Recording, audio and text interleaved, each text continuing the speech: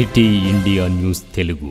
భారతీయ Janata party parliament అభ్యర్థిగా ఈరోజు భారతీయ Janata party ప్రకటించినటువంటి జాతీయ పార్టీ ప్రకటించిన నేపథ్యంలో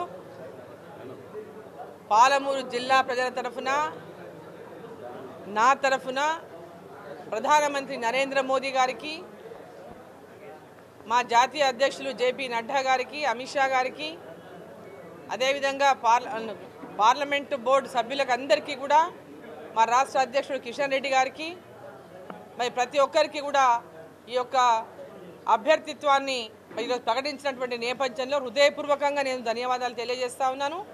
పాలమూరు ప్రజలందరి తరఫున కూడా ధన్యవాదాలు తెలియజేస్తా ఉన్నాను. నరేంద్ర మోదీ గారు ప్రధానమంత్రిగా మళ్ళీ మూడవసారి ఎన్నిక కాబోతున్నారు. మూడవసారి నరేంద్ర మోదీ గారు ప్రధానమంత్రి అయ్యేది ఖాయం. సో తెలంగాణ నుంచి కూడా అత్యధికంగా సీట్లు 12 నుంచి 15 సీట్లు తెలంగాణలో భారతీయ జనతా పార్టీకి వచ్చేది కూడా ఖాయం. దాంట్లో మహబూబ్ నగర్ పార్లమెంటు స్థానం కూడా నరేంద్ర మోదీ గారికి బహుమతిగా ఇక్కడ నుంచి గెలిచి అందిస్తామని చెప్పి ఈ సందర్భంగా నేను తెలియజేస్తాను.